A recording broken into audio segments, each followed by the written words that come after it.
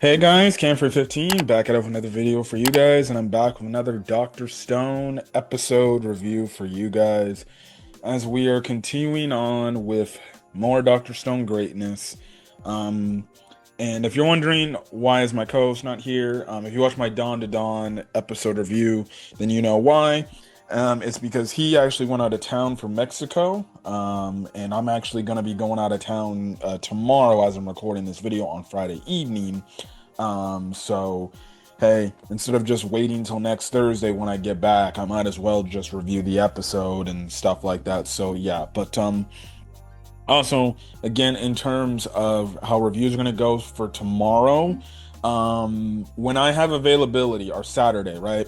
When I have availability in my schedule, I will end up reviewing, essentially, the shows that obviously I missed, and everything. So when I have the time, I'll probably record it in my hotel room. It won't have an intro or outro or anything. It will just be a video, essentially, right then and there, just a recorded file and stuff like that. So yeah, but anyways, this week's episode, we basically pick up right where we left off from last week, where we basically found out like there was a whole pyramid, you know, or yeah, Mayan pyramid of Medusas, and they actually, Senku actually does do the thing like, hey, 1 meter in 1 second, right? And essentially, it doesn't work, right? And that goes the same for all these Medusas. So these Medusas are basically out of power, out of commission, and basically the diamonds that were within it were all used up.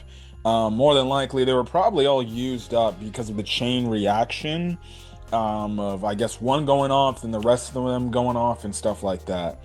But again, it is still pretty chilling of the fact like no, there was basically a ton of them, you know, right then and there, and that kind of created the whole thing. Now, the good thing is with the fact that there is so many Medusas, Senku's like, well, we can actually break apart these Medusas now, or one Medusa, because now we can actually go deep into it, look into it, and actually, for science reasons, find out, like, what is it made of, like, what the hell, how does this thing operate, and how does this thing work?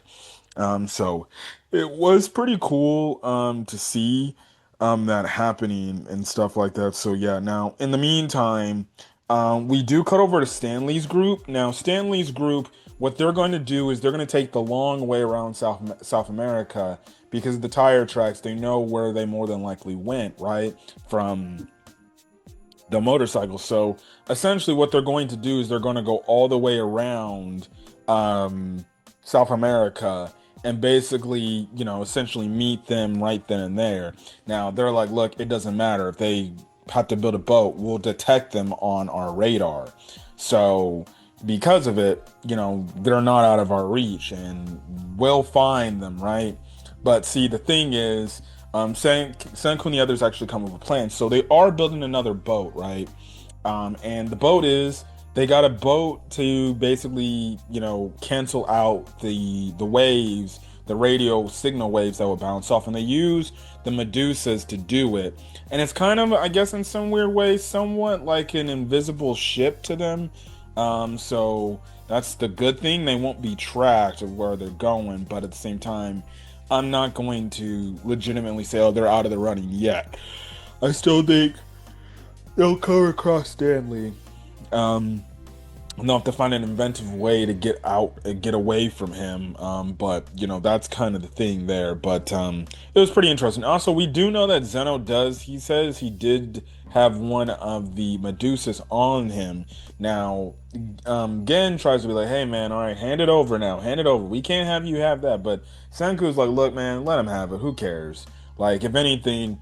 He can't really do anything against us because we hold all the cards, so we're basically can use him again still as bait for Stanley. So whatever he does with it, who the hell cares? At this point, we're basically the people that are in control of the situation at this moment. Now, I personally am of the opinion, like, dude, I don't give a crap, bro. Take that freaking Medusa from him. You have every right to do it. I still don't understand why they have him like walking willy-nilly, right? When even though like for sciencey reasons he needs their help, but personally, if you ask me, like I would still tie him up, when it comes to these situations, especially when they're walking all over the place, right? But that's the thing. So they just I don't know. But they basically break down like what is the component in it, and they do mention again the diamond portion, like we saw the guy they brought back, made a mention and everything, right? And we see how some of the diamonds are actually like perfect and they're not cracked or anything, but they're still kind of blackened in, right? So they kind of need to understand how to create diamonds, right?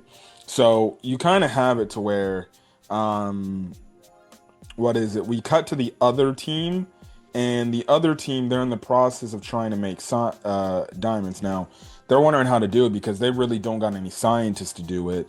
But with the help of basically, you know, what to do, they basically kind of hand in hand do use it to make it, and then by the end of the episode, they do make the diamond, right? Which is pretty dope because again, it's cool to see how the other team at Zeno's base, they don't know how to do science, but from the tips and tricks they've learned from Senku, they're like, okay, let's try this and let's do this to try to make this diamond. And it was pretty cool. And yes, there was a lot of failure in the operation in doing it, but the fact that they ended up actually making it by the end of the episode, again, it shows you the influence Senku has had on the other members of the group, to where yes, they may not be very much scientifically up there, but like Senku is and what Chrome is, and then even like what Dr. Zeno is. But to see them still play a role and still find a way to help out Senku and the others, it's great because then they end up like telling them like, hey, we made the diamond, this is how you make the diamond and stuff like that, which only means that's only going to help Senku be able to make the diamonds and then test them out in the Medusas to see like, okay, is this going to work? Is this going to get the Medusas to work? So it's pretty cool to see, like, for realistically a show that has a big cast, right? A very big cast. It just goes to show you like how much of an impact Senku has had on all these characters, and it's just a fun enjoy, to watch, them, go. Now, again, like I said, I don't know where the story is gonna go. Like right now, it's kind of this whole opinion of like, okay, we got to get away from Stanley, and everything, because now they got to the center point of what they needed of the petrification beam. So realistically, now I take it the next best thing is they got to build this rocket to try to get into outer space to stop Y-Man, right? Outside of like getting away from Stanley, because right now that's the only other obstacle. So we'll see where it goes next Thursday, but it is going to be interesting. But anyways, that's all I got to say. If you guys like the video, leave a like, put in the comment section your thoughts, hit that subscribe button if you want to get more Dr. Stone content or any other anime or video game content I upload to the channel and things like that.